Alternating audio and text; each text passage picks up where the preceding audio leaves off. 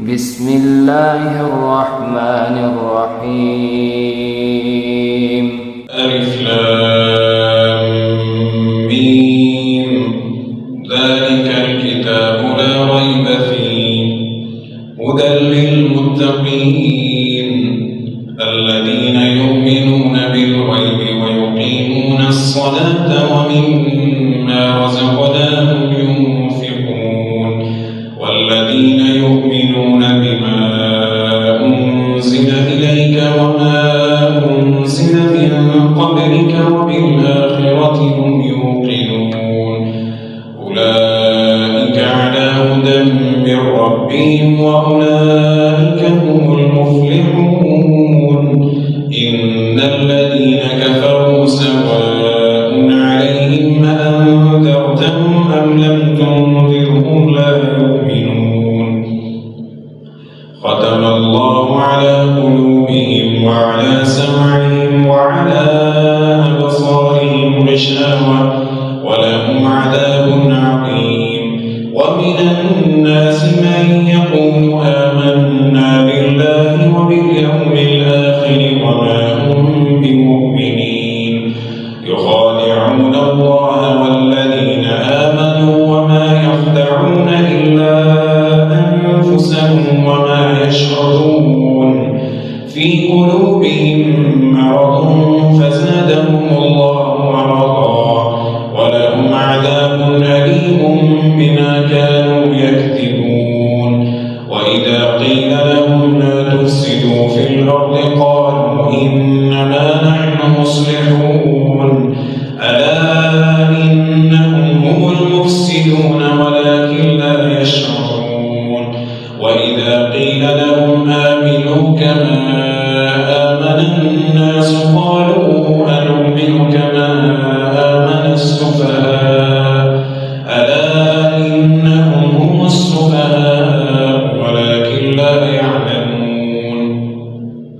وإذا لقوا الذين آمنوا قالوا آمنا وإذا خلوا إلى شياطينهم قالوا إنا معكم إنما نحن مستهزئون الله يستهزئ بهم ويمدهم في طغيانهم يعمهون أولئك الذين اشتروا الضلالة بالهدى فما ربحت تجارتهم وما كانوا مهتدين مثلهم كمثل الذي استوقد نارا فلما أضاءت ما حوله ذهب الله بنورهم وتركهم في ظلمات لا يبصرون صم بكم عمي فهم لا يرجعون أو كصيب من السماء فيه ظلمات ورعد وبرق يجعلون أصابعهم في آذانهم من الصواعق حذر الموت والله محيط بالكافرين يكاد البرق يخطف أبصارهم كلما أضاء لهم مشوا فيه وإذا أظلم عليهم قاموا ولو شاء الله لذهب بسمعهم وأبصارهم إن الله على كل شيء قدير يا أيها الناس اعبدوا ربكم الذي خلقكم والذين من قبلكم لعلكم تتقون الذي جعل لكم الأرض فراشا والسماء بناء وأنزل من السماء ماء فأخرج به من الثمرات رزقا لكم فلا تجعلوا لله أندادا وأنتم تعلمون وإن كنتم في ريب مما نزلنا على عبدنا فأتوا بسورة من مثله وادعوا شهداءكم من دون الله إن كنتم صادقين فإن لم تفعلوا ولن تفعلوا فاتقوا النار التي وقودها الناس والحجارة أعدت للكافرين وبشر الذين آمنوا وعملوا الصالحات أن لهم جنات تجري من تحتها الأنهار كلما رزقوا منها من ثمرة رزقا قالوا هذا الذي رزقنا من قبل وأتوا به متشابها ولهم فيها أزواج مطهرة وهم فيها خالدون إن الله لا يستحيي أن يضرب مثلا ما بعوضة فما فوقها فأما الذين آمنوا فيعلمون أنه الحق من ربهم وأما الذين كفروا فيقولون ماذا أراد الله بهذا مثلا يضل به كثيرا ويهدي به كثيرا وما يضل به إلا الفاسقين الذين ينقضون عهد الله من بعد ميثاقه ويقطعون ما أمر الله به أن يوصل ويفسدون في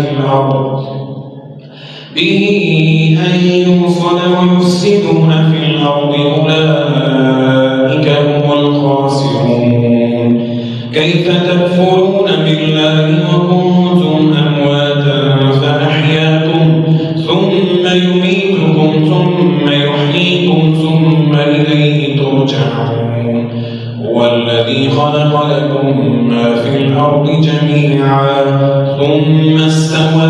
إلى السماء فسواهن 7 سماوات وهو بكل شيء عليم وإذ قال ربك للملائكة إني جاعل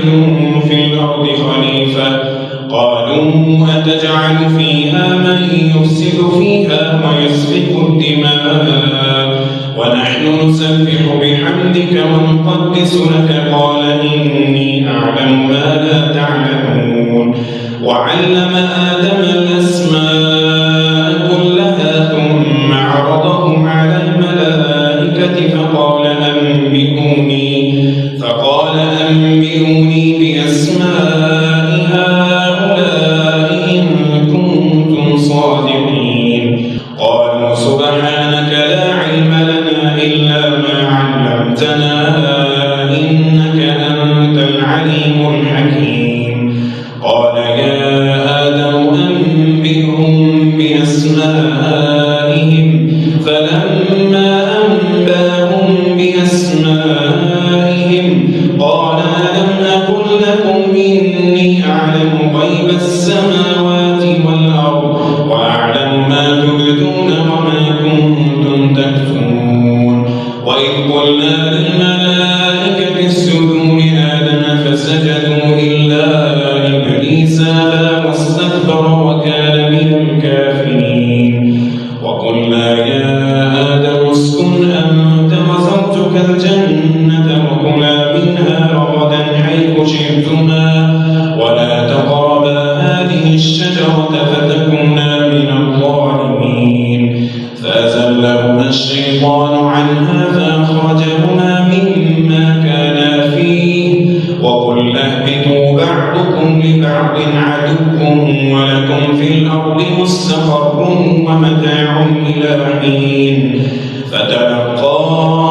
آدم من ربه كلمات فتاب عليه إنه هو التواب الرحيم قل اهبطوا منها جميعا فإما يأتينكم مني هدى فمن تبع هداي فلا خوف عليهم ولا هم يحزنون والذين كفروا وكذبوا بآياتنا أولئك أصحاب النار هم فيها خالدون يا بني إسرائيل اذكروا نعمتي التي أنعمت عليكم وأوفوا بعهدي أوف بعهدكم وإياي فارهبون وآمنوا بما أنزلت مصدقا لما معكم ولا تكونوا أول كافر به ولا تشتروا بآياتي ثمنا قليلا وإياي فاتقون ولا تلبسوا الحق بالباطل وتكتموا الحق وأنتم تعلمون وأقيموا الصلاة وآتوا الزكاة واركعوا مع الراكعين أتأمرون الناس بالبر وتنسون أنفسكم وأنتم تتلون الكتاب أفلا تعقلون واستعينوا بالصبر والصلاة وإنها لكبيرة إلا على الخاشعين الذين يظنون أنهم ملاقو ربهم وأنهم إليه راجعون يا بني إسرائيل اذكروا نعمتي التي أنعمت عليكم وأني فضلتكم على العالمين واتقوا يوما لا تجزي نفس عن نفس شيئا ولا يقبل منها شفاعة ولا يؤخذ منها عدل ولا هم ينصرون وإذ نجيناكم من آل فرعون يسومونكم سوء العذاب يذبحون أبناءكم ويستحيون نساءكم وفي ذلكم بلاء من ربكم عظيم وإذ فرقنا بكم البحر فأنجيناكم وأغرقنا آل فرعون وأنتم تنظرون وإذ واعدنا موسى 40 ليلة ثم اتخذتم العجل من بعده وأنتم ظالمون ثم عفونا عنكم من بعد ذلك لعلكم تشكرون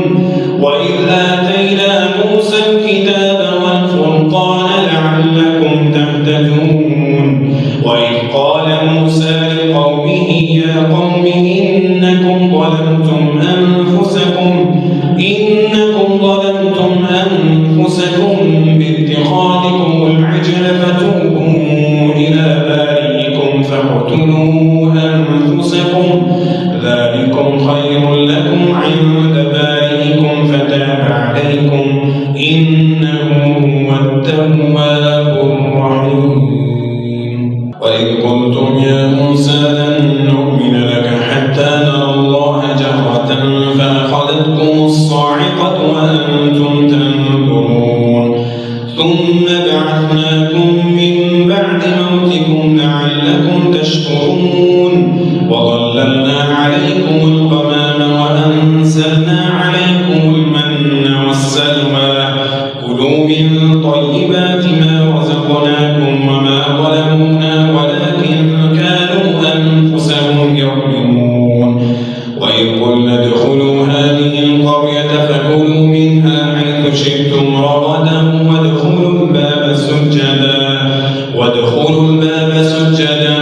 وقولوا حطة نغفر لكم خطاياكم وسنزيد المحسنين فبدل الذين ظلموا قولا غير الذي قيل لهم فأنزلنا على الذين ظلموا رجزا من السماء بما كانوا يفسقون وإذ استسقى موسى لقومه فقلنا اضرب بعصاك الحجر فانفجرت منه 12 عينا قد علم كل أناس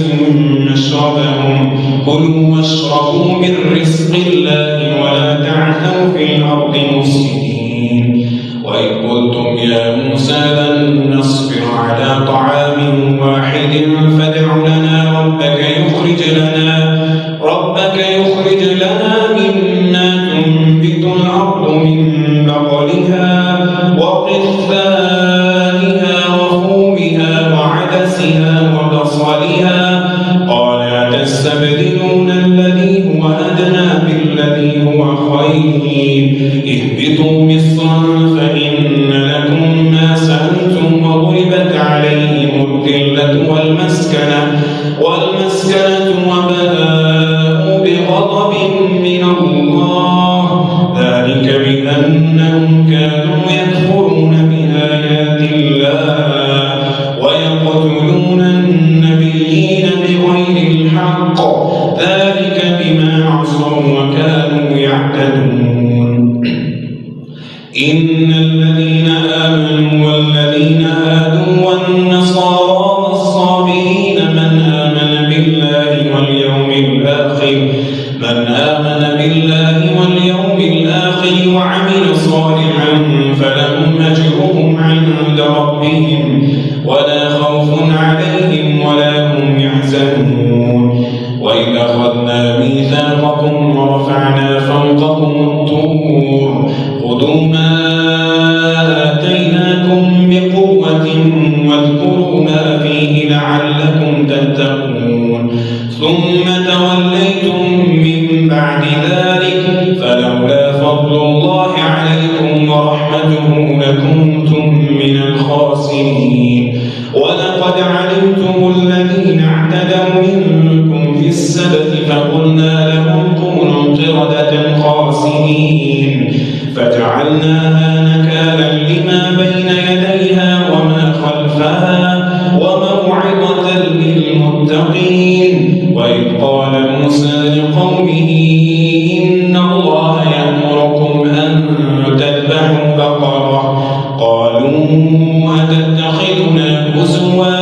قال أعوذ بالله أن أكون من الجاهلين قالوا ادع لنا ربك يبين لنا ما هي قال إنه يقول إنها بقرة لا فارغ ولا بكر عوان بين ذلك فافعلوا ما تؤمرون قالوا ادع لنا ربك يبين لنا ما لونها قال إنه يقول إنها بقرة صفراء فاقع لونها تسر الناظرين قالوا ادع لنا ربك يبين لنا ما هي إن البقرة شابه علينا وإنا إن شاء الله لمهتدون قال إنه يقول إنها بقرة لا ذلول تثير الأرض ولا تسقي الحرث مسلمة لا شية فيها قالوا الآن جئت بالحق فذبحوها وما كانوا يفعلون وإذ قتلتم نفسا فادارأتم فيها والله مخرج ما كنتم تكتمون فقلنا اضربوا ببعضها كذلك يحيي الله الموتى ويريكم آياته لعلكم تعقلون ثم قست قلوبكم من بعد ذلك فهي كالحجارة أو أشد قسوة وإن من الحجارة لما يتفجر منه الأنهار وإن منها لما يشقق فيخرج منه الماء وإن منها لما يهبط من خشية الله وما الله بغافل عما تعملون أفتطمعون أن يؤمنوا لكم وقد كان فريق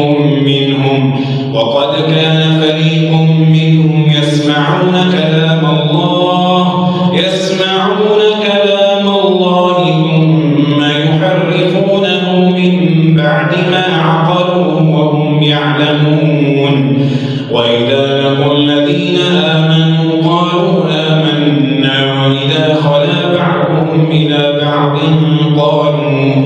قالوا أتحدثونهم بما فتح الله عليكم ليحاجوكم به عند ربكم أفلا تعقلون أولا يعلمون أن الله يعلم ما يسرون وما يعلنون ومنهم أميون لا يعلمون الكتاب إلا أماني وإن هم إلا يظنون فويل للذين يكتبون الكتاب بأيديهم ثم يقولون هذا من عند الله ليشتروا به ثمنا قليلا فويل لهم مما كتبت أيديهم وويل لهم مما يكسبون وقالوا لن تمسنا النار إلا أياما معدودة قل أتخذتم عند الله عهدا فلن يخلف الله عهده أم تقولون على الله ما لا تعلمون بلى من كسب سيئة وأحاطت به خطيئته فأولئك أصحاب النار هم فيها خالدون والذين آمنوا وعملوا الصالحات أولئك أصحاب الجنة هم فيها خالدون وإذ أخذنا ميثاق بني إسرائيل لا تعبدون إلا الله وبالوالدين إحسانا وذي القربى واليتامى والمساكين وقولوا للناس حسنا وأقيموا الصلاة وآتوا الزكاة ثم توليتم إلا قليلا منكم وأنتم معرضون وإذ أخذنا ميثاقكم لا تسفكون دماءكم ولا تخرجون أنفسكم من دياركم ثم أقررتم وأنتم تشهدون ثم أنتم هؤلاء تقتلون أنفسكم وتخرجون فريقا منكم من ديارهم تظاهرون عليهم بالإثم والعدوان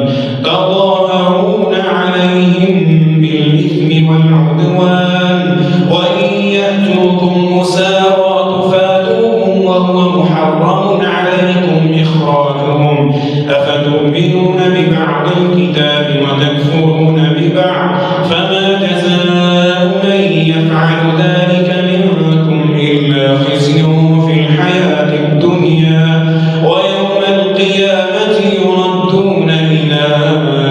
أشد العذاب وما الله بغافل عما تعملون أولئك الذين اشتروا الحياة الدنيا بالآخرة فلا يخفف عنهم العذاب ولا هم ينصرون ولقد آتينا موسى الكتاب وقفينا من بعده بالرسل وآتينا عيسى ابن مريم البينات وأيدناه بروح القدس أفكلما جاءكم رسول بما لا تهوى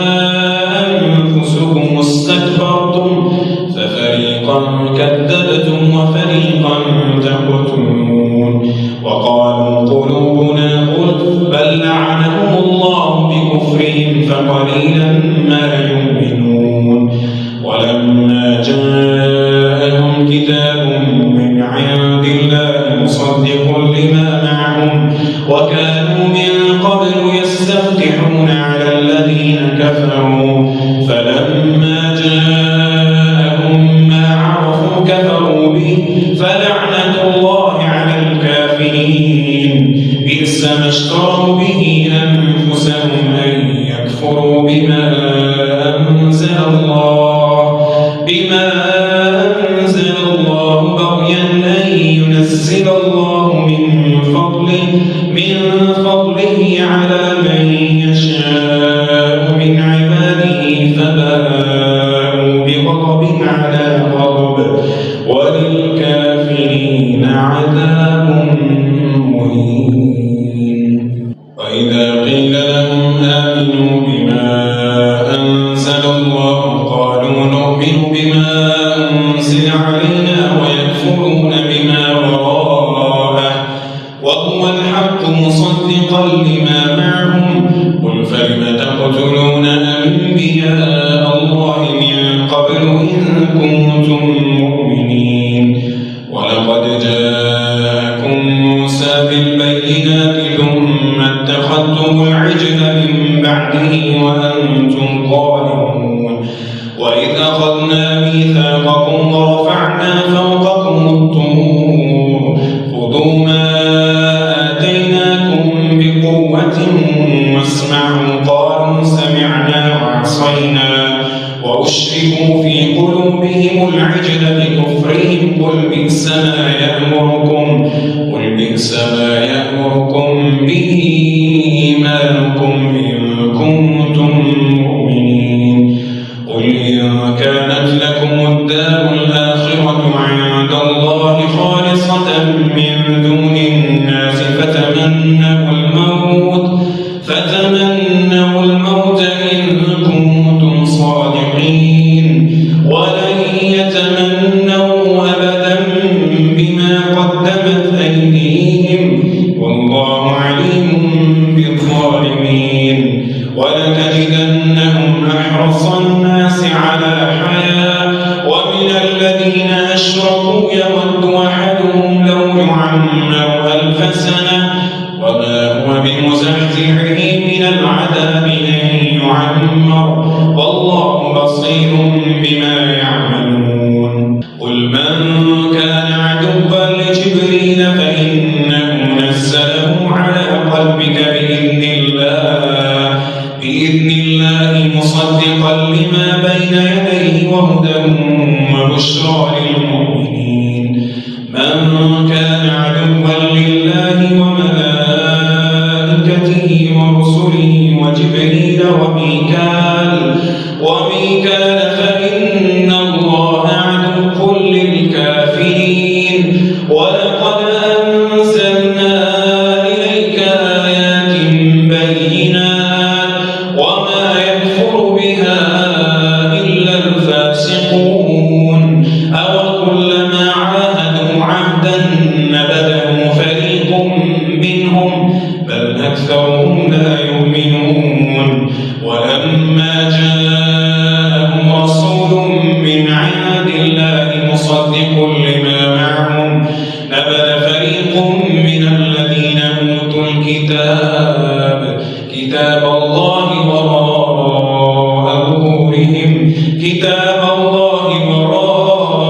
ظهورهم كأنهم لا يعلمون واتبعوا ما تتلو الشياطين على ملك سليمان وما كفر سليمان ولكن الشياطين كفروا يعلمون الناس السحر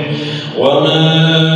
أنزل على الملكين ببابل هاروت وماروت وما يعلمان من أحد حتى يقولا إنما نحن فتنة فلا تكفر فيتعلمون منهما ما يفرقون به بين المرء وزوجه وما هم بضارين به من أحد إلا بإذن الله ويتعلمون ما يضرهم ولا ينفعهم ولقد علموا لمن اشتراه ما له في الآخرة من خلاق ولبئس ما شروا به أنفسهم لو كانوا يعلمون ولو أنهم آمنوا واتقوا لمثوبة من عند الله خير لو كانوا يعلمون يا أيها الذين آمنوا لا تقولوا راعنا وقولوا انظرنا واسمعوا وللكافرين عذاب أليم ما يود الذين كفروا من أهل الكتاب ولا المشركين أن ينزل عليكم من خير من ربكم والله يختص برحمته من يشاء والله ذو الفضل العظيم ما ننسخ من آية أو ننسها نأتي بخير منها أو مثلها ألم تعلم أن الله على كل شيء قدير ألم تعلم أن الله له ملك السماوات والأرض ألم تعلم أن الله له ملك السماوات والأرض وما لكم من دون الله من ولي ولا نصير أم تريدون أن تسألوا رسولكم كما سئل موسى من قبل ومن يتبدل الكفر بالإيمان فقد ضل سواء السبيل ود كثير من أهل الكتاب لو يردونكم من بعد إيمانكم كفارا حسدا من عند أنفسهم من بعد ما تبين لهم الحق فاعفوا واصفحوا حتى يأتي الله بأمره إن الله على كل شيء قدير وأقيموا الصلاة وآتوا الزكاة وما تقدموا لأنفسكم من خير تجدوه وما تقدموا لأنفسكم من خير تجدوه عند الله إن الله بما تعملون بصير وقالوا لن يدخل الجنة إلا من كان هودا أو نصارى تلك أمانيهم قل هاتوا برهانكم إن كنتم صادقين بلى من أسلم وجهه لله وهو محسن فله أجره عند ربه ولا خوف عليهم ولا هم يحزنون وقالت اليهود ليست النصارى على شيء وقالت النصارى ليست اليهود على شيء وهم يتلون الكتاب كذلك قال الذين لا يعلمون مثل قولهم فالله يحكم بينهم يوم القيامة فيما كانوا فيه يختلفون ومن أظلم ممن منع مساجد الله أن يذكر فيها اسمه وسعى في خرابها أولئك ما كان لهم أن يدخلوها إلا خائفين لهم في الدنيا خزي ولهم في الآخرة عذاب عظيم ولله المشرق والمغرب فأينما تولوا فثم وجه الله إن الله واسع عليم وقالوا اتخذ الله ولدا سبحانه من له ما في السماوات والأرض كل له قانتون بديع السماوات والأرض وإذا قضى أمرا فإنما يقول له كن فيكون وقال الذين لا يعلمون لولا يكلمنا الله أو تأتينا آية كذلك قال الذين من قبلهم مثل قولهم تشابهت قلوبهم قد بينا الآيات لقوم يوقنون إنا أرسلناك بالحق بشيرا ونذيرا ولا تسأل عن أصحاب الجحيم ولن ترضى عنك اليهود ولا النصارى حتى تتبع ملتهم قل إن هدى الله هو الهدى ولئن اتبعت أهواءهم بعد الذي جاءك من العلم ما لك من الله من ولي ولا نصير الذين آتيناهم الكتاب يتلونه حق تلاوته أولئك يؤمنون به ومن يكفر به فأولئك هم الخاسرون يا بني إسرائيل اذكروا نعمتي التي أنعمت عليكم وأني فضلتكم على العالمين واتقوا يوما لا تجزي نفس عن نفس شيئا ولا يقبل منها عدل ولا تنفعها شفاعة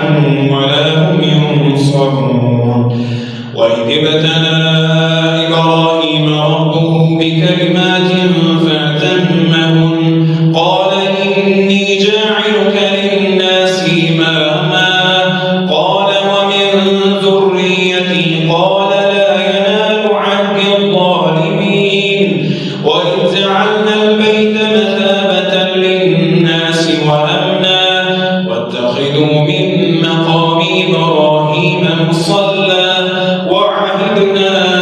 إلى إبراهيم وإسماعيل أن طهر بيتي للطائفين والعاكفين والركع السجود وإذ قال إبراهيم رب اجعل هذا بلدا آمنا وارزق أهله من الثمرات من آمن منهم بالله واليوم الآخر قال ومن كفر فنمتعه قليلا ثم أضطره إلى عذاب النار وبئس المصير وإذ يرفع إبراهيم القواعد من البيت وإسماعيل ربنا تقبل منا إنك أنت السميع العليم ربنا واجعلنا مسلمين لك ومن ذريتنا أمة مسلمة لك وأرنا مناسكنا وتب علينا إنك أنت التواب الرحيم ربنا وابعث فيهم رسولا منهم يتلو عليهم آياتك ويعلمهم الكتاب والحكمة ويزكيهم إنك أنت العزيز الحكيم ومن يرغب عن ملة إبراهيم إلا من سفه نفسه ولقد اصطفيناه في الدنيا وإنه في الآخرة لمن الصالحين إذ قال له ربه أسلم قال أسلمت لرب العالمين ووصى بها إبراهيم بنيه ويعقوب يا بني إن الله اصطفى لكم الدين فلا تموتن إلا وأنتم مسلمون أم كنتم شهداء إذ حضر يعقوب الموت إذ قال لبنيه ما تعبدون من بعدي قالوا نعبد إلهك وإله آبائك إبراهيم وإسماعيل وإسحاق إلها واحدا ونحن له مسلمون تلك أمة قد خلت لها ما كسبت ولكم ما كسبتم ولا تسألون عما كانوا يعملون وقالوا كونوا هودا أو نصارى تهتدوا قل بل ملة إبراهيم حنيفا وما كان من المشركين قولوا آمنا بالله وما أنزل إلينا وما أنزل إلى إبراهيم وإسماعيل وإسحاق ويعقوب والأسباط وما أوتي موسى وعيسى وما أوتي النبيون من ربهم لا نفرق بين أحد منهم ونحن له مسلمون فإن آمنوا بمثل ما آمنتم به فقد اهتدوا وإن تولوا فإنما هم في شقاق فسيكفيكهم الله وهو السميع العليم صبغة الله ومن أحسن من الله صبغة ونحن له عابدون قل أتحاجوننا في الله وهو ربنا وربكم ولنا أعمالنا ولكم أعمالكم ونحن له مخلصون أم تقولون إن إبراهيم وإسماعيل وإسحاق ويعقوب والأسباط كانوا هودا أو نصارى قل أنتم أعلم أم الله ومن أظلم ممن كتم شهادة عنده من الله وما الله بغافل عما تعملون تلك أمة قد خلت لها ما كسبت ولكم ما كسبتم ولا تسألون عما كانوا يعملون. سيقول السفهاء من الناس ما ولاهم عن قبلتهم التي كانوا عليها قل لله المشرق والمغرب يهدي من يشاء إلى صراط مستقيم. وكذلك جعلناكم أمة وسطا لتكونوا شهداء على الناس ويكون الرسول عليكم شهيدا. وما جعلنا القبلة التي كنت عليها إلا لنعلم من يتبع الرسول ممن ينقلب على عقبيه وإن كانت لكبيرة إلا على الذين هدى الله وما كان الله ليضيع إيمانكم إن الله بالناس لرءوف رحيم. قد نرى تقلب وجهك في السماء فلنولينك قبلة ترضاها فول وجهك شطر المسجد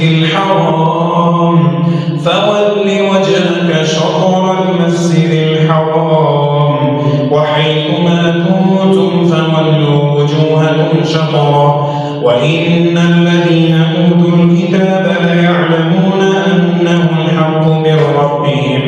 وما الله بغافل عما يعملون. ولئن أتيت الذين أوتوا الكتاب بكل آية ما تبعوا قبلتك وما أنت بتابع قبلتهم وما بعضهم بتابع قبلة بعض ولئن اتبعت أهواءهم من بعد ما جاءك من العلم إنك إذا لمن الظالمين. الذين آتيناهم الكتاب يعرفونه كما يعرفون أبناءهم وإن فريقا منهم ليكتمون الحق وهم يعلمون. الحق من ربك فلا تكونن من الممترين. ولكل وجهة هو موليها فاستبقوا الخيرات أينما تكونوا يأتي بكم الله جميعا إن الله على كل شيء قدير. ومن حيث خرجت فول وجهك شطر المسجد الحرام وإنه للحق من ربك وما الله بغافل عما تعملون. ومن حيث خرجت فول وجهك شطر المسجد الحرام وحيث ما كنتم فولوا وجوهكم شطره لئلا يكون للناس عليكم حجة إلا الذين ظلموا منهم فلا تخشوهم واخشوني ولأتم نعمتي عليكم ولعلكم تهتدون. كما أرسلنا فيكم رسولا منكم يتلو عليكم آياتنا ويزكيكم ويعلمكم الكتاب والحكمة ويعلمكم ما لم تكونوا تعلمون. فاذكروني أذكركم واشكروا لي ولا تكفرون. يا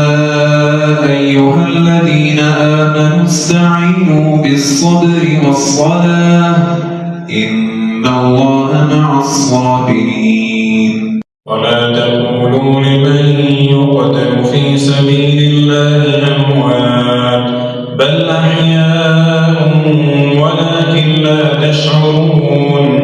ولنبلونكم بشيء من الخوف والجوع ونقص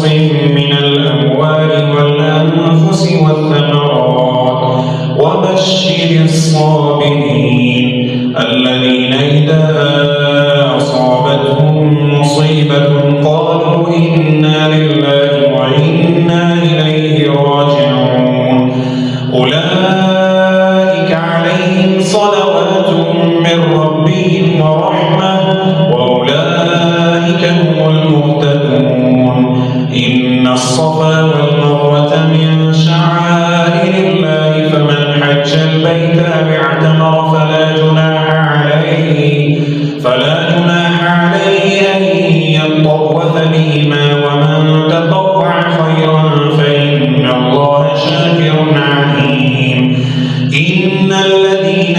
يكتمون ما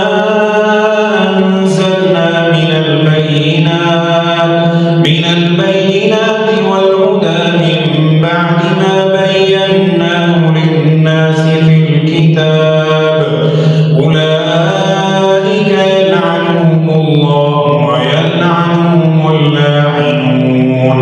إلا الذين تابوا وأصلحوا وبينوا فأولئك أتوب عليهم وأنا التواب الرحيم إن الذين كفروا وماتوا وهم كفار أولئك عليهم لعنة الله والملائكة والناس أجمعين خالدين فيها لا يخفف عنهم العذاب ولا هم ينظرون وإلهكم إله واحد لا إله إلا هو الرحمن الرحيم إن في خلق السماوات والأرض واختلاف الليل والنهار والفلك التي تجري في البحر بما ينفع الناس وما أنزل الله من السماء من ماء فأحيا به الأرض بعد موتها وبث فيها من كل دابة وتصريف الرياح والسحاب المسخر بين السماء والأرض لآيات لقوم يعلمون ومن الناس من يتخذ من دون الله أندادا يحبونهم كحب الله والذين آمنوا أشد حبا لله ولو يرى الذين ظلموا إذ يرون العذاب أن القوة لله جميعا وأن الله شديد العذاب إذ تبرأ الذين اتبعوا من الذين اتبعوا ورأوا العذاب وتقطعت بهم الأسباب وقال الذين اتبعوا لو أن لنا كرة فنتبرأ منهم كما تبرأوا منا كذلك يريهم الله أعمالهم حسرات عليهم وما هم بخارجين من النار يا أيها الناس كلوا مما في الأرض حلالا طيبا ولا تتبعوا خطوات الشيطان إنه لكم عدو مبين إنما يأمركم بالسوء والفحشاء وأن تقولوا على الله ما لا تعلمون وإذا قيل لهم اتبعوا ما أنزل الله قالوا بل نتبع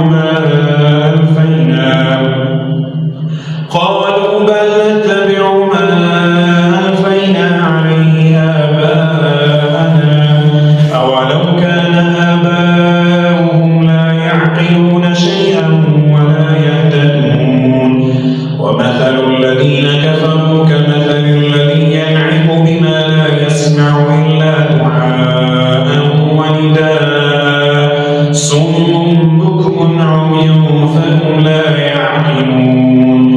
يا أيها الذين آمنوا كلوا من طيبات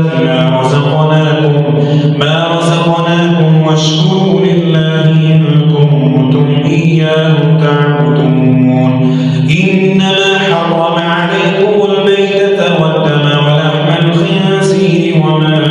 أهل به لغير الله فمن اضطر غير باغ ولا عاد فلا إثم عليه إن الله غفور رحيم إن الذين يكتمون ما أنزل الله من الكتاب ويشترون به ثمنا قليلا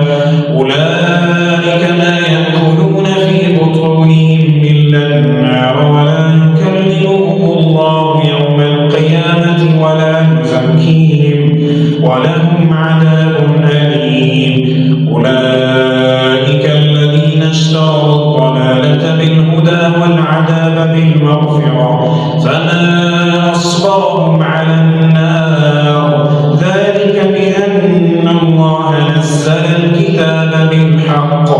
وإن الذين اختلفوا في الكتاب لفي شقاق بعيد ليس البر أن تولوا وجوهكم قبل المشرق والمغرب ولكن البر من آمن بالله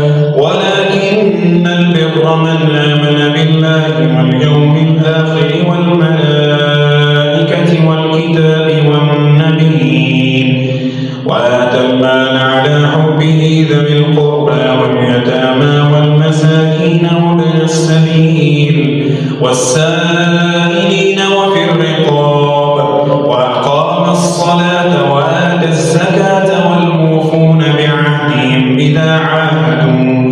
والصابرين في البأساء والضراء وحين البأس أولئك الذين صدقوا وأولئك هم المتقون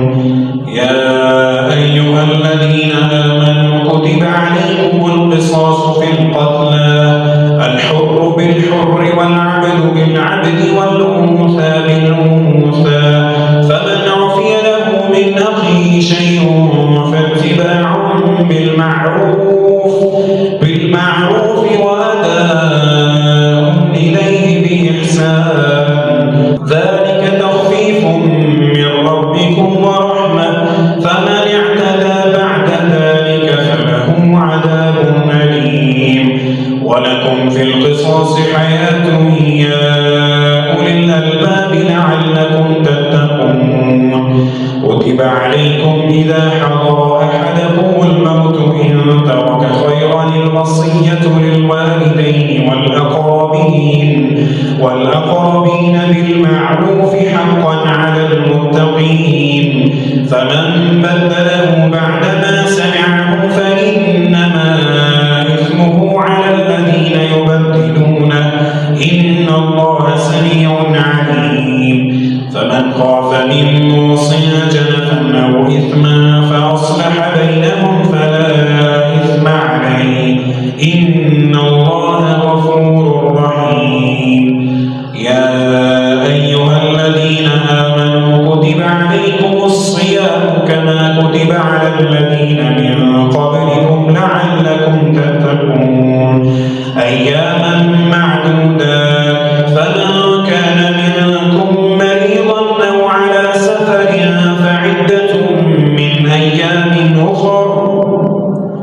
فمن كان منكم مريضا أو على سفر فعدة من أيام أخر وعلى الذين يطيقونه فدية طعام مسكين فمن تطوع خيرا فهو خير له وأن تصوموا خير لكم إن كنتم تعلمون شهر رمضان الذي أنزل فيه القرآن هدى للناس وبينات من الهدى والفرقان فمن شهد منكم الشهر فليصم ومن كان مريضا أو على سفر فعدة من أيام أخر يريد الله بكم اليسر ولا يريد بكم العسر ولتكملوا العدة ولتكبروا الله على ما هداكم ولعلكم تشكرون وإذا سألك عبادي عني فإني قريب أجيب دعوة الداعي إذا دعاني فليستجيبوا لي وليؤمنوا بي لعلهم يرشدون أحل لكم ليلة الصيام الرفث إلى نسائكم هن لباس لكم وأنتم لباس لهن علم الله أنكم كنتم تختانون أنفسكم فتاب عليكم وعفى عنكم فالآن باشروهن وابتغوا ما كتب الله لكم وكلوا واشربوا حتى يتبين لكم الخيط الأبيض من الخيط الأسود من الفجر ثم أتموا الصيام إلى الليل ولا تباشروهن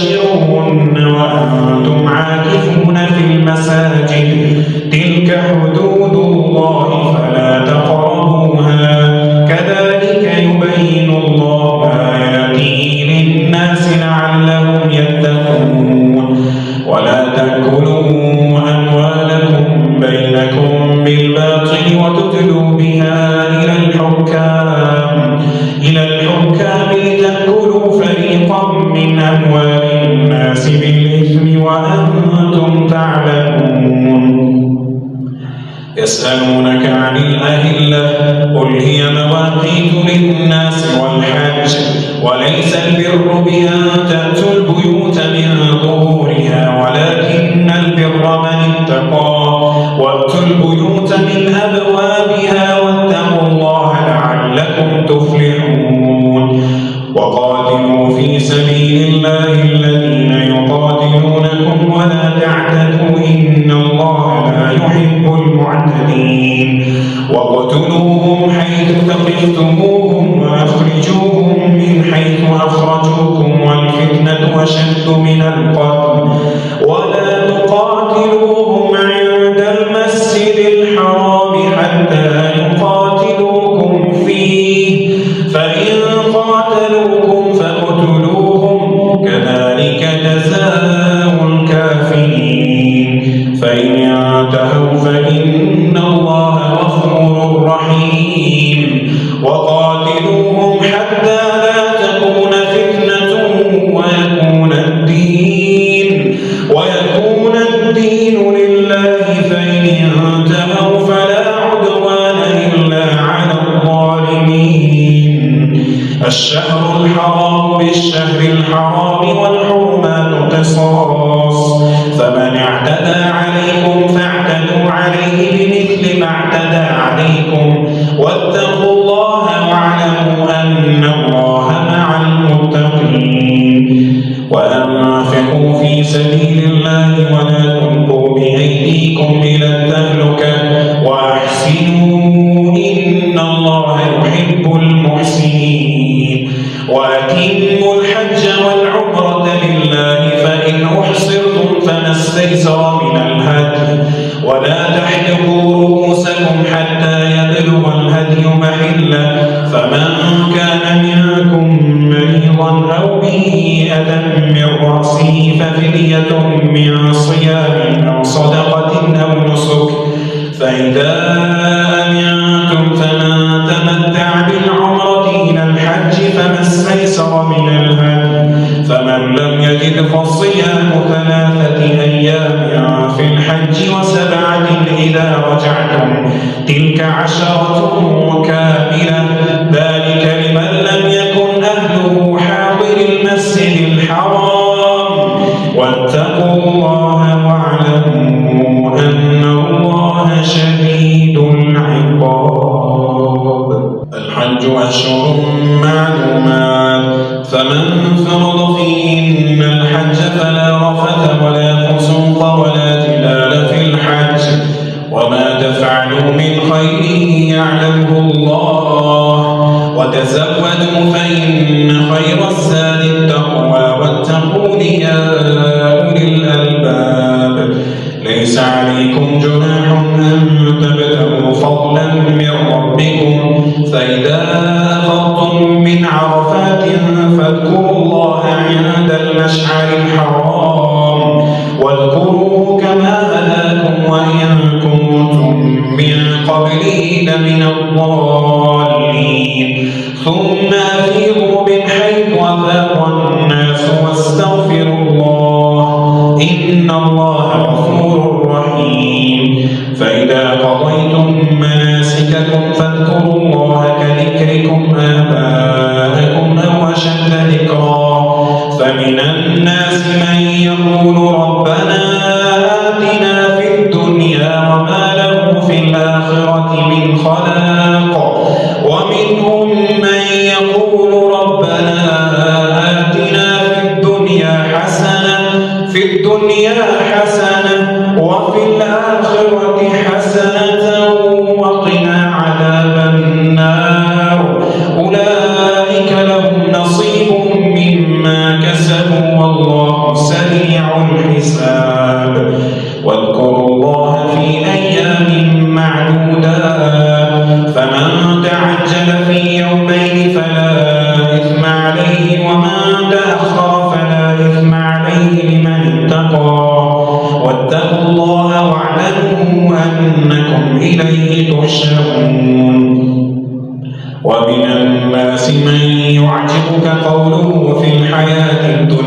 ويشهد الله على ما في قلبه وهو ألد الخصام وإذا تولى سعى في الأرض ليفسد فيها ويهلك الحرث والنسل والله لا يحب الفساد وإذا قيل له اتق الله أخذته العزة بالإثم فحسبه جهنم ولبئس المهاد ومن الناس من يشري نفسه ابتغاء مرضات الله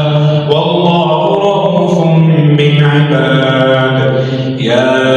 أيها الذين آمنوا ادخلوا في السلم كافة ولا تتبعوا خطوات الشيطان إنه لكم عدو مبين فإن زللتم من بعد ما جاءتكم البينات فاعلموا أن الله عزيز حكيم هل ينظرون إلا أن يأتيهم الله في ظلل من الغمام والملائكة وقضي الأمر وإلى الله ترجع الأمور سل بني إسرائيل كم آتيناهم من آية بينة ومن يبدل نعمة الله من بعد ما جاءته فإن الله شديد العقاب زين للذين كفروا الحياة الدنيا ويسخرون من الذين آمنوا والذين اتقوا فوقهم يوم القيامة والله يرزق من يشاء بغير حساب كان الناس أمة واحدة فبعث الله النبيين مبشرين ومنذرين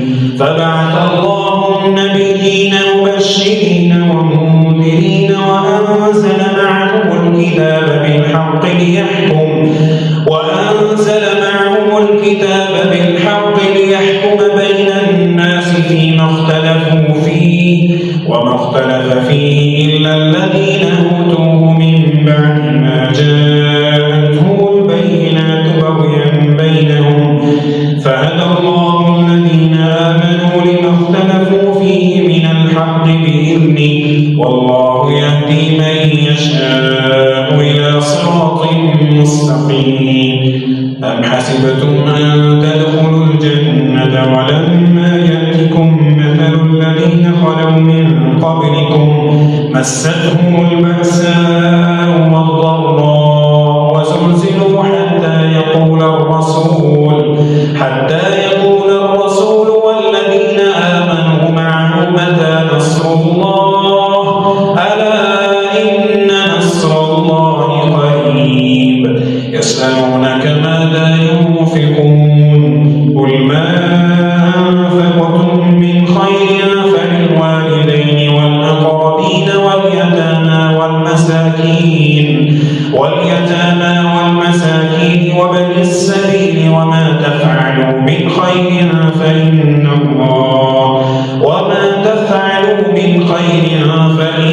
الله به عليم كتب عليكم القتال وهو كره لكم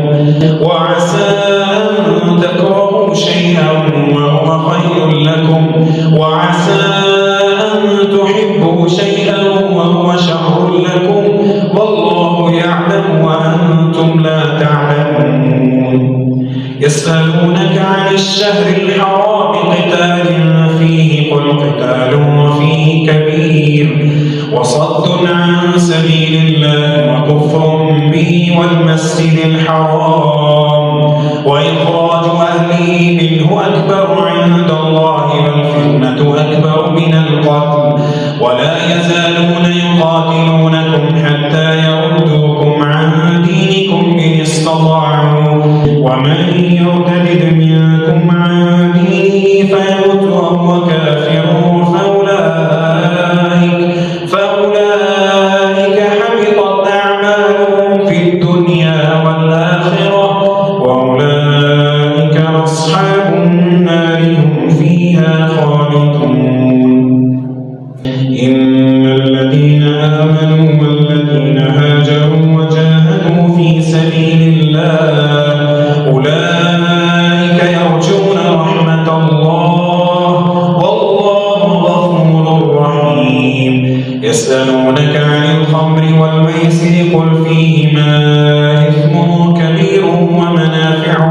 الناس وإثمهما أكبر من نفعهما ويسألونك ماذا ينفقون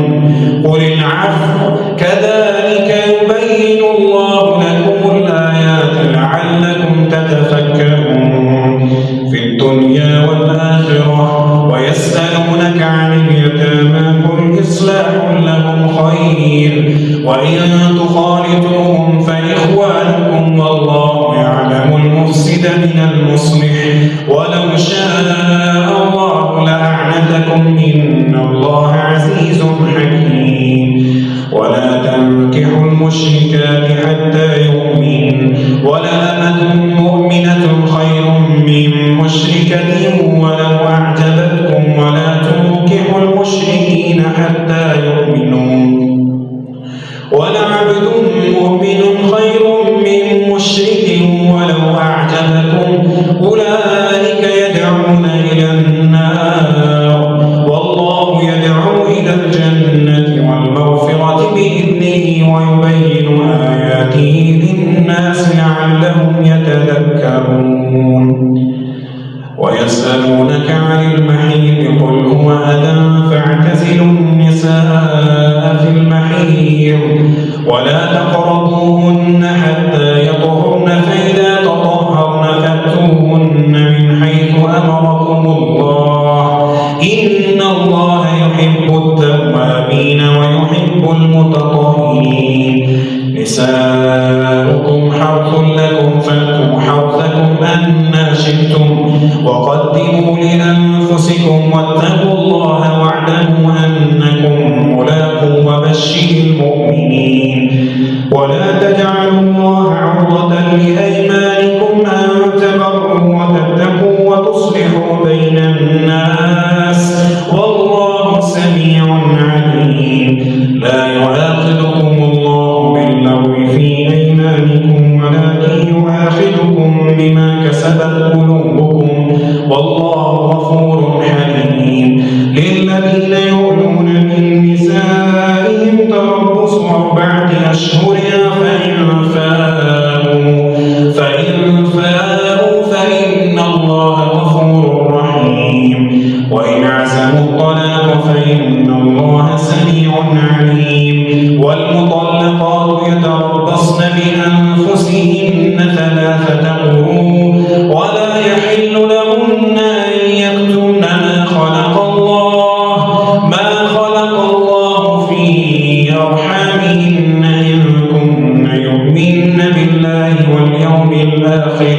وبعولتهن أحق بردهن في ذلك إن أرادوا إصلاحا ولهن مثل الذي عليهن بالمعروف وللرجال عليهن درجة والله عزيز حكيم الطلاق 2 فإمساك بمعروف أو تسريح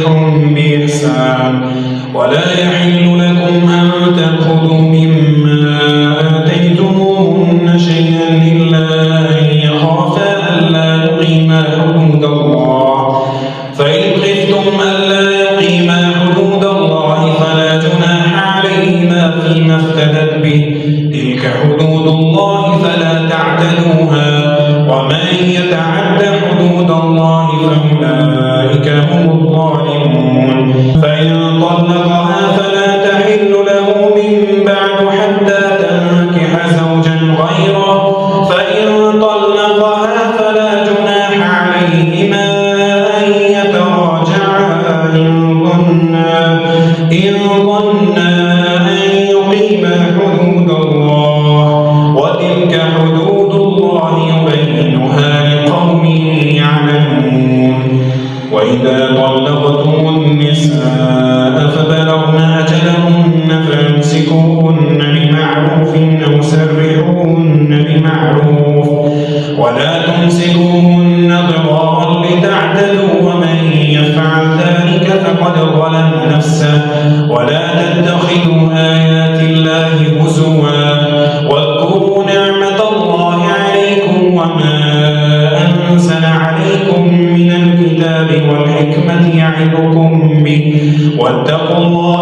واعلموا أن الله بكل شيء عليم. وإذا طلقتم النساء فبلغن أجلهن فلا تعقلوهن أن ينكحن أزواجهن إذا تراضوا بينهم بالمعروف ذلك يوعظ به من كان منكم يؤمن بالله واليوم الآخر ذلكم أزكى لكم وأطهر والله يعلم وأنتم لا تعلمون. والوالدات يرضعن أولادهن حولين كاملين لمن أراد أن يتم الرضاعة وعلى المولود له رزقهن وكسوتهن بالمعروف لا تكلف نفس إلا وسعها لا تضار والدة بولدها ولا مولود له بولده وعلى الوارث مثل ذلك فإن أرادا فصالا عن تراض منهما وتشاور فلا جناح عليهما.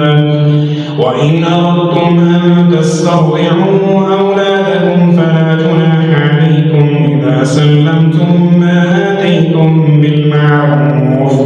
واتقوا الله واعلموا أن الله بما تعملون بصير. والذين يتوفون منكم ويذرون أزواجا يتربصن بأنفسهن 4 أشهر وعشرا فإذا بلغن أجلهن فلا جناح عليكم فيما فعلن في أنفسهن بالمعروف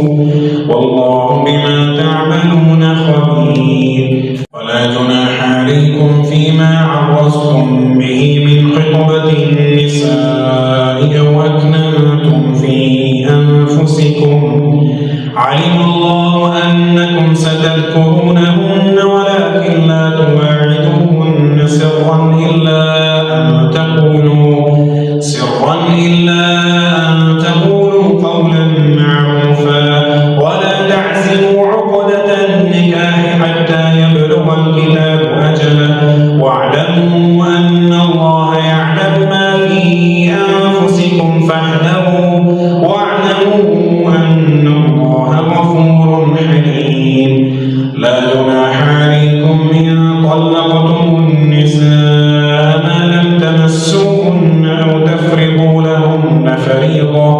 ومتعوهن على الموسع قدره وعلى المقتر قدره متاعا بالمعروف حقا على المحسنين. وإن طلقتموهن من قبل أن تمسوهن وقد فرضتم لهن فريضة فنصف ما فرضتم إلا أن يعفون أو يعفو الذي بيده عقدة النكاح وأن تعفوا أقرب للتقوى ولا تنسوا الفضل بينكم إن الله بما تعملون بصير. حافظوا على الصلوات والصلاة الوسطى وقوموا لله قانتين. فإن خفتم فرجالا أو ركبانا فإذا أمنتم فاذكروا الله كما علمكم ما لم تكونوا تعلمون. والذين يتوفون منكم ويذرون أزواجا وصية لأزواجهم متاعا إلى الحول غير إخراج فإن خرجن فلا جناح عليكم فيما فعلن في أنفسهن بالمعروف والله عزيز حكيم. وللمطلقات متاع بالمعروف حقا على المتقين كذلك يبين الله لكم آياته لعلكم تعقلون. ألم تر إلى الذين خرجوا من ديارهم وهم ألوف حذر الموت فقال لهم الله موتوا ثم أحياهم إن الله لذو فضل على الناس ولكن أكثر الناس لا يشكرون. وقاتلوا في سبيل الله واعلموا أن الله سميع عليم. من ذا الذي يقرض الله قرضا حسنا فيضاعفه له أضعافا كثيرة والله يقبض ويبسط وإليه ترجعون. ألم تر إلى الملأ من بني إسرائيل من بعد موسى إذ قالوا لنبي له ابعث لنا ملكا نقاتل في سبيل الله قال هل عسيتم إن كتب عليكم القتال ألا تقاتلوا قالوا وما لنا ألا نقاتل في سبيل الله وقد أخرجنا من ديارنا وأبنائنا فلما كتب عليهم القتال تولوا إلا قليلا منهم والله عليم بالظالمين.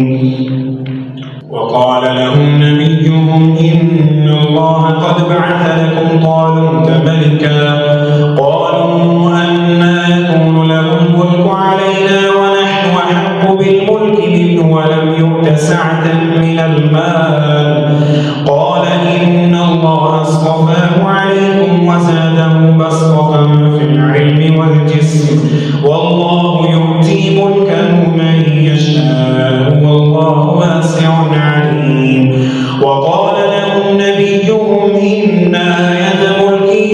أن يأتيكم التابوت فيه سكينة من ربكم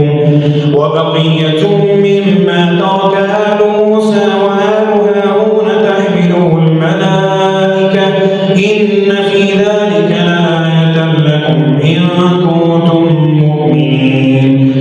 فلما فصل طالوت بالجنود قال إن الله مبتليكم بنهر فمن شرب منه فليس مني ومن لم يطعمه فإنه مني إلا من اغترف غرفة بيده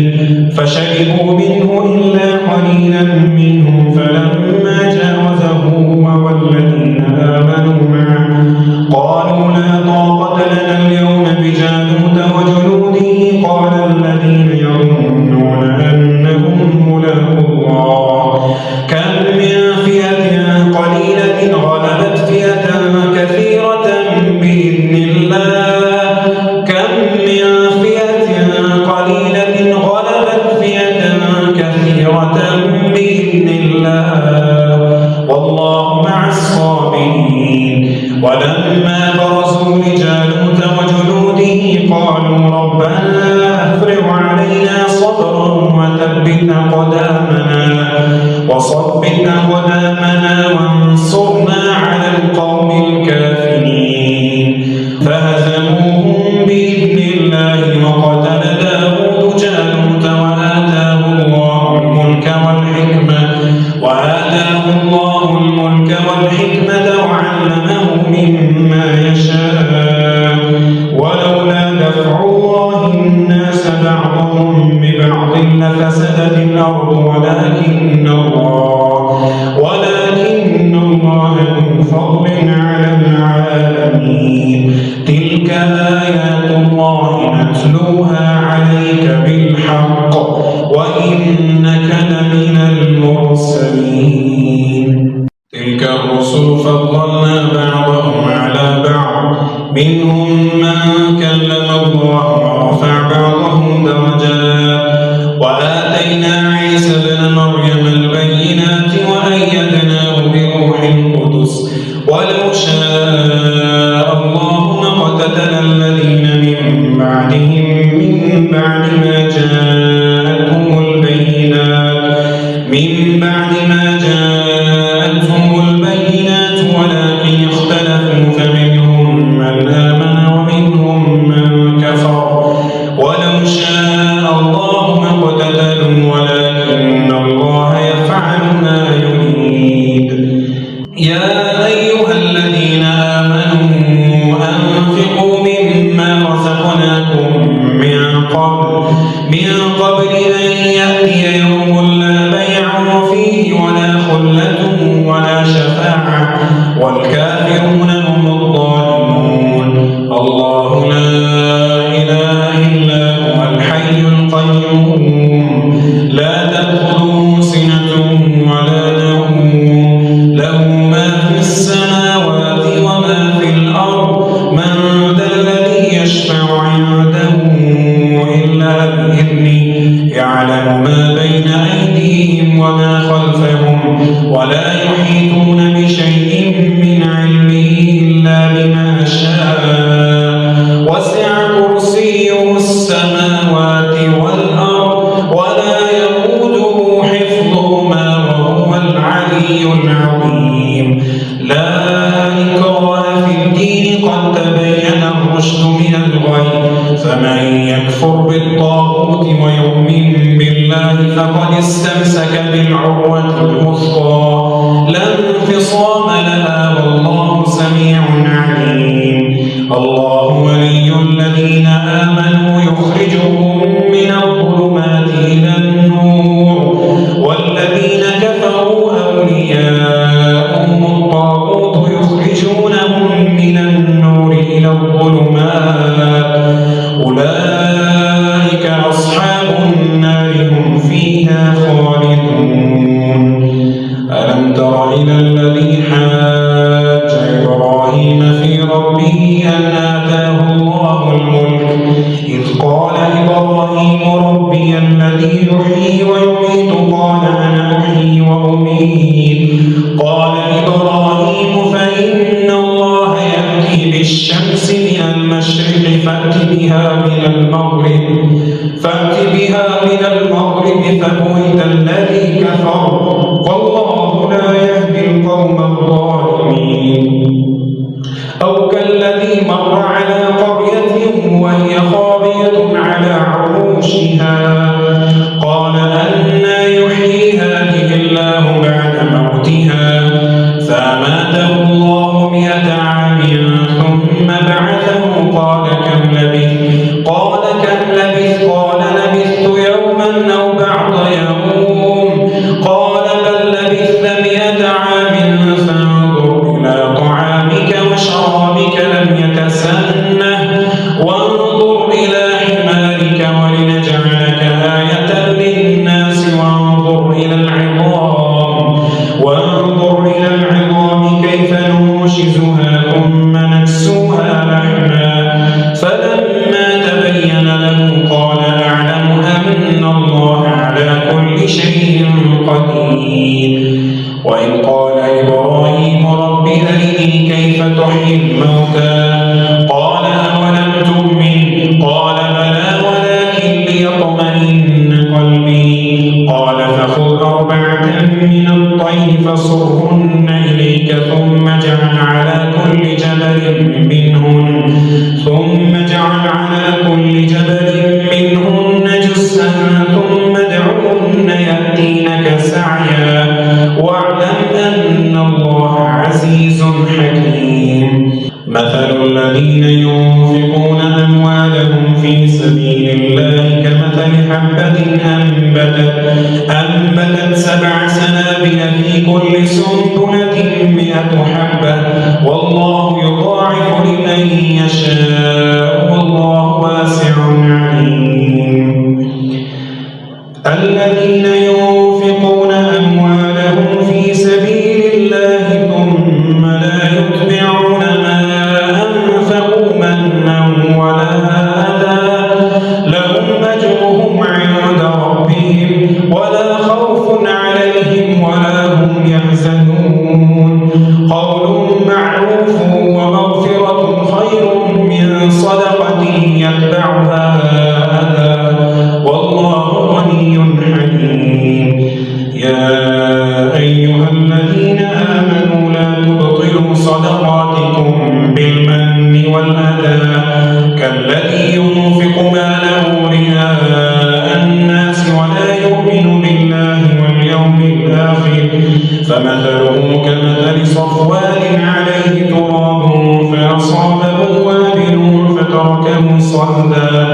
لا يقدرون على شيء مما كسبوا والله والله لا يهدي القوم الكافرين. ومثل الذين ينفقون أموالهم ابتغاء مرضات الله وتثبيتا من أنفسهم كمثل جنة بربوة أصابها وابل فآتت أكلها ضعفين فإن لم يصبها وابل فطل والله بما تعملون بصير. أيود أحدكم أن تكون له جنة من نخيل وأعناب تجري من تحتها الأنهار له فيها من كل الثمرات وأصابه الكبر ولهم ذرية ضعفاء فأصابها إعصار فيه نار فاحترقت كذلك يبين الله لكم الآيات لعلكم تتفكرون. يا أيها الذين آمنوا أنفقوا من طيبات ما كسبتم ومما أخرجنا لكم من الأرض ولا تيمموا الخبيث منه تنفقون ولستم بآخذيه إلا أن تغمضوا فيه واعلموا أن الله غني حميد. الشيطان يعدكم الفقر ويأمركم بالفحشاء والله يعدكم مغفرة منه وفضلا والله واسع عليم. يؤتي الحكمة من يشاء ومن يؤت الحكمة فقد أوتي خيرا كثيرا وما يذكر إلا أولو الألباب. وما أنفقتم من نفقة أو نذرتم من نذر فإن الله يعلم وما للظالمين من أنصار. إن تبدوا الصدقات فنعما هي وإن تخفوها وتؤتوها الفقراء فهو خير لكم ويكفر عنكم من سيئاتكم والله بما تعملون خبير. ليس عليك هداهم ولكن الله يهدي من يشاء وما تنفقوا من خير فلأنفسكم وما تنفقون إلا ابتغاء وجه الله وما تنفقوا من خير يوفى إليكم وأنتم لا تظلمون. للفقراء الذين أحصروا في سبيل الله لا يستطيعون ضربا في الأرض يحسبهم الجاهل أغنياء من التعفف تعرفهم بسيماهم لا يسألون الناس إلحافا وما تنفقوا من خير فإن الله به عليم. الذين ينفقون أموالهم بالليل والنهار سرا وعلانية فلهم أجرهم عند ربهم ولا خوف عليهم ولا هم يحزنون. الذين يأكلون الربا لا يقومون إلا كما يقوم الذي يتخبطه الشيطان من المس ذلك بأنهم قالوا إنما البيع مثل الربا وأحل الله البيع وحرم الربا فمن جاءه موعظة من ربه فانتهى فله ما سلف وأمره إلى الله ومن عاد فأولئك أصحاب النار هم فيها خالدون. يمحق الله الربا ويربي الصدقات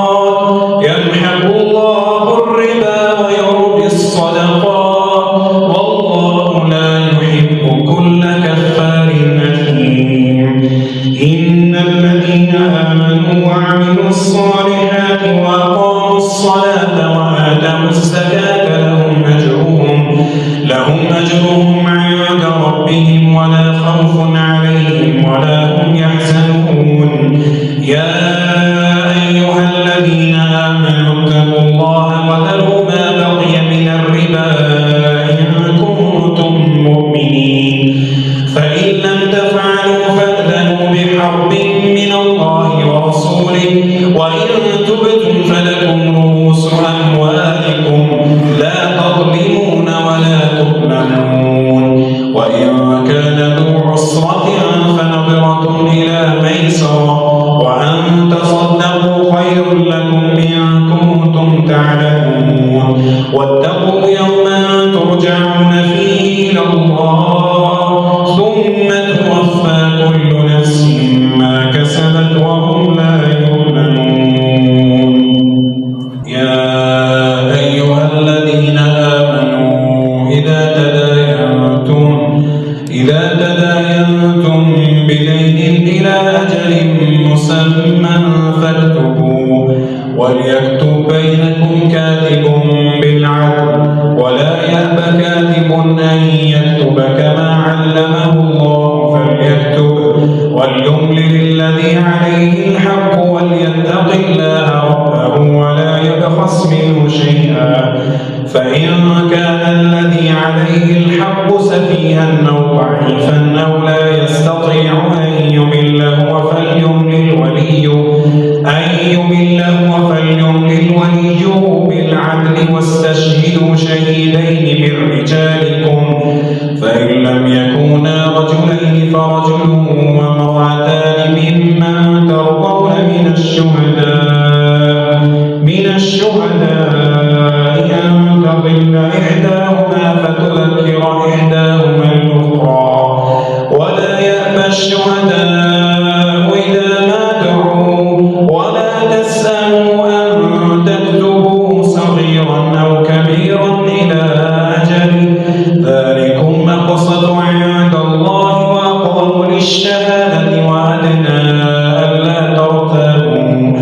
وأدنى ألا ترتابوا إلا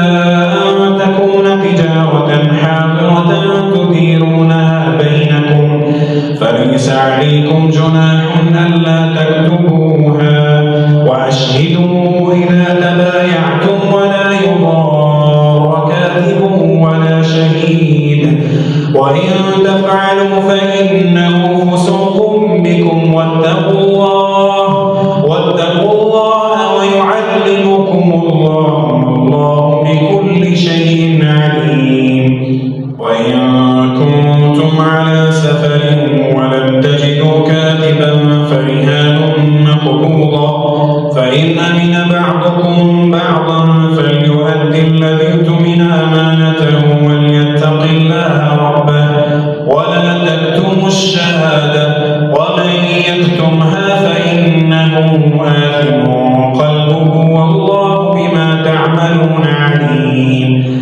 لله ما في السماوات وما في الأرض وإن تبدوا ما في أنفسكم أو تخفوه يحاسبكم به الله فيغفر لمن يشاء ويعذب من يشاء والله على كل شيء قدير آمن الرسول بما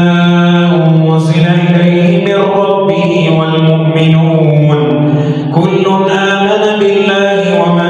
وملائكته وكتبه ورسله لا نفرق بين أحد من رسله وقالوا سمعنا وأطعنا غفرانك ربنا وإليك المصير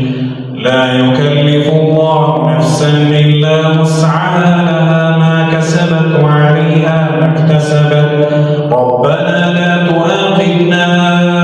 إن نسينا أو أخطأنا ربنا ولا تحمل علينا إصرا كما حملته على الذين من قبلنا ربنا ولا تحملنا ما لا طاقة لنا به واعف عنا واغفر لنا